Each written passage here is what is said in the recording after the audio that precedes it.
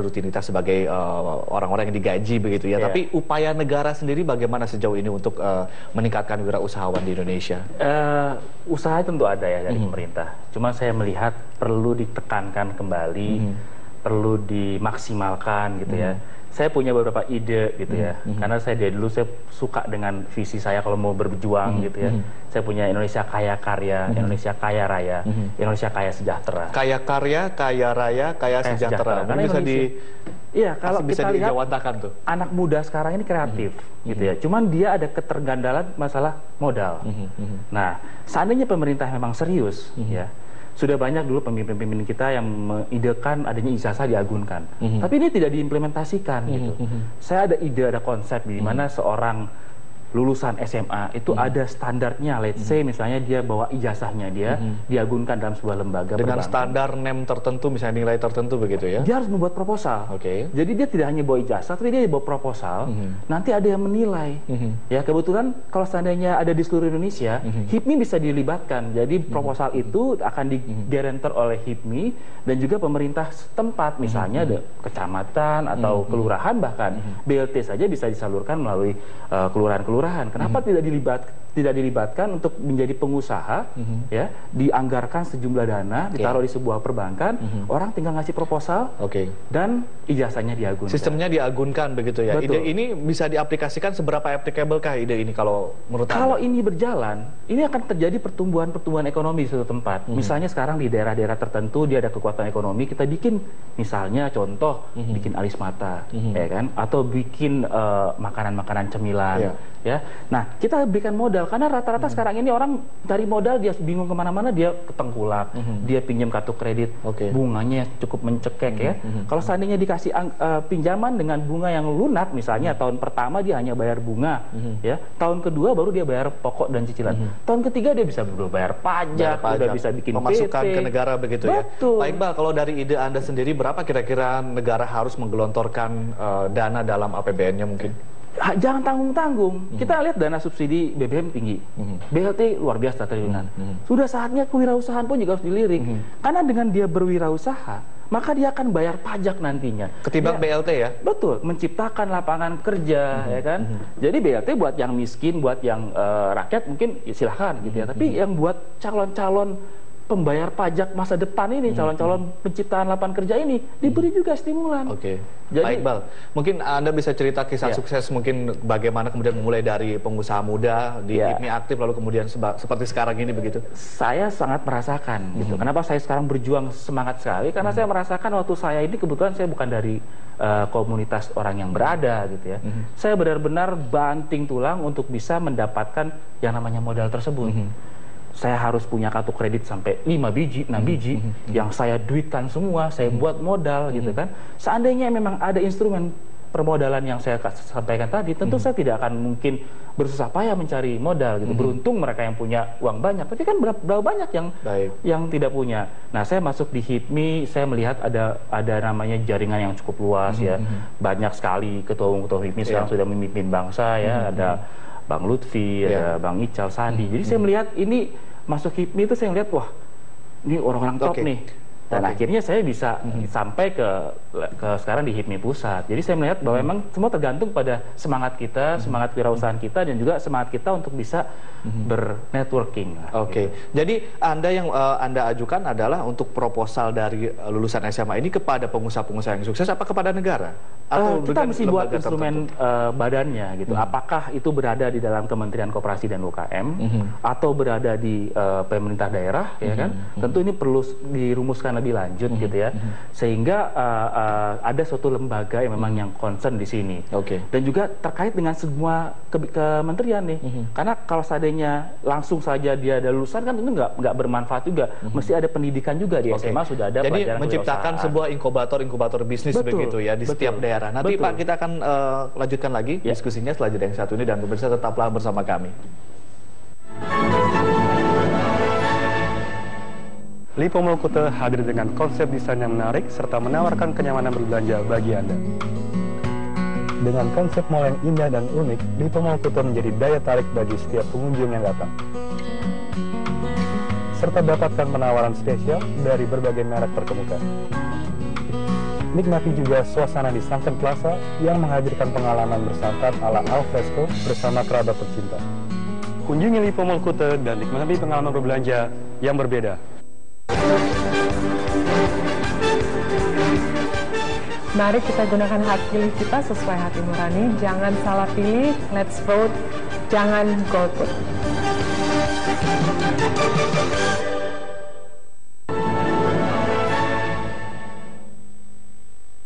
Ya, kita lanjutkan kembali membahas mengenai wirausahawan menjadi wirausahawan muda begitu bersama Bapak Iqbal Farabi. Beliau adalah Wakil Sekjen dari HIPMI. Pak, mungkin secara teknis bagaimana nih Pak untuk proposal yang Anda ajukan nih? Teknisnya di lapangan seperti apa? Butuh organisasi seperti apa? Peraturannya seperti apa mungkin instrumennya? HIPMI itu ada di seluruh provinsi ya. Jadi mungkin nanti kita sebagai organisasi yang memang mewadahi pengusaha pemula, saat ini kita sedang berjuangkan juga Perpres tentang pengusaha pemula. Saya harapan sih sampai ke undang-undang ya, ada perangkat hukum. Jadi kita benar-benar mendorong pemerintah untuk memberikan pendidikan ya dari SMA udah diajarkan kewirausahaan sehingga dia bisa membuat proposal bisnis, sehingga dia bisa berjiwa bisnismen.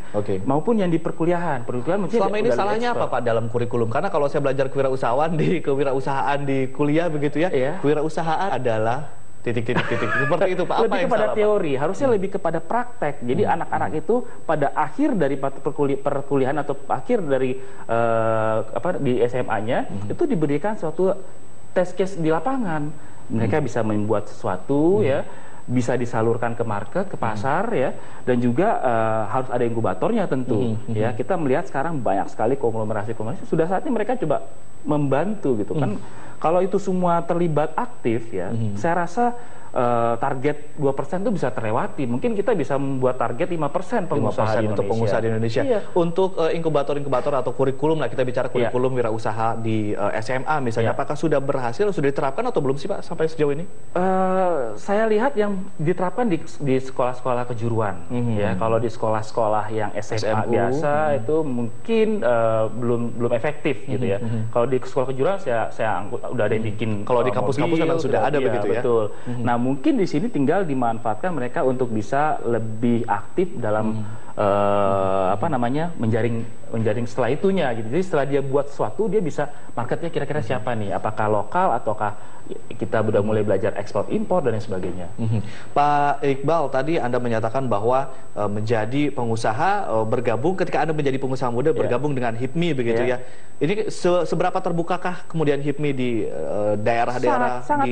Sangat terbuka. Jadi untuk seorang pengusaha yang baru dari nol seperti saya masuk dan saya bisa lihat bahwa memang di semua provinsi itu HIPMI sekarang menjadi sangat populer gitu ya. Karena kita bisa benar-benar mentransformasi virus-virus kewirausasahaan ini. Jadi dengan modal rendah pun bergabung dengan HIPMI. Anda bayangkan ya, dengan networking yang luas. Betul, orang yang ada di Papua, di Aceh, di Maluku dan di seluruh provinsi itu bisa mengenal kita yang di Jakarta. Mereka bisa berbicara lebih langsung dengan para tokoh-tokoh berbisnis di ibu kota. Itu suatu. Apakah itu juga membuka akses permodalan, Tentu. Nah ini masalahnya sekarang permodalan ini kan bank ini kan masih dia memberikan kur, ya kan? Kur tapi dengan syarat yang sangat bermacam-macam. Dan yang bisa mendapatkan kur itu kan mereka yang sudah existing dan mereka bankable begitu ya. Sekarang Anda bisa bayangkan berapa banyak yang sekarang berbisnis di Instagram, social media, Facebook ya. Itu lagi booming ya Pak? Lagi booming, tapi mereka bingung duitnya dari mana nih modalnya nih. Ya kan? Itu kan bisnis kan mulai dari ada yang dari 10 juta, ada yang 20 juta. Nah, kalau kita buat instrumen yang benar-benar bisa menjangkau para pengusaha, ya mereka nggak larinya ke Anda di SMS-in tiap hari kredit tanpa agunan. Sehari bisa 10 Mas. Ya kan? Tapi coba ini dijalankan untuk pengusaha pemula dengan kasih bunga yang rendah, jangka waktu yang cukup fleksibel, sehingga mereka yang tadi omsetnya 10 juta bisa naik 20 juta. Baik, Pak Iqbal, untuk mereka-mereka yang mungkin masih muda begitu, saya juga masih muda. Dan kalau misalnya menyaksikan program ini begitu, ingin menjadi pengusaha, nggak mau ikut antri-antri lowongan kerja begitu ya. Apa tips dari Anda untuk mereka? Pertama ialah lihat dulu dia punya skill apa gitu ya. Jadi misalnya sekarang dia memang sudah pernah bekerja di perusahaan garment ya kan. ada yang bisa diimplementasikan nggak di perusahaan itu? Kalau nggak ada, kita lihat market nih sekarang. Sekarang lagi trennya apa, gitu ya. Follow the trend. Jangan kita coba-coba yang kita nggak yakin itu sudah dimakan oleh pasar gitu. Sekarang memang trennya sekarang di online shop gitu ya. Dari semua orang coba main di situ. Jadi main profil BlackBerry, jualan parfum, jualan apa, jualan ini gitu ya. Itu kecil-kecil dulu begitu ya, Pak. Betul, tapi harus punya target. Jadi jangan hanya stop di situ, tapi dia harus habis itu dia buat PT atau CV ya kan. Dia kembangkan, dia besarkan sehingga bukan menjadi bisnis musiman, tapi menjadi bisnis yang memang serius. Dikaitkan kembali dengan ide atau proposal Anda begitu untuk Indonesia kaya raya, kaya karya dan kaya sejahtera gitu ya. Permodalan mungkin bagaimana sih? Mereka kan pasti berpikir udahlah saya nggak punya modal gitu loh, Pak. Makanya kita harus digolkan ini nih, isu ini harus digolkan. Jadi pemerintah bersama dengan perbankan, bersama dengan organisasi kewirausahaan, bersama dengan pemerintah daerah segera wujudkan gitu. Saya rasa misalnya let's say gitu kita berangan-angan 1 triliun, 2 triliun dibagi ke semua provinsi atau dibagi semua kabupaten, Anda bisa menyerap 30.000 per provinsi aja pengusaha setiap 6 bulan. Karena kan lulusan SMA 12 bulan, tapi lulusan kuliah kan ada yang per 6 bulan. Dana itu digelondorkan, hidup itu semua lini bisnis kecil. Saya rasa Indonesia Emas itu bisa kita lebih cepat, Mas. Baik. Seberapa pentingkah kemudian isu ini dikemukakan menjelang pergantian ibaratnya wakil rakyat begitu ya, Pak ya? Kebetulan jadi wakil rakyat juga, calon wakil rakyat ya, Mas. Jadi ya kalau memang terpilih saya akan perjuangkan ini maksimal.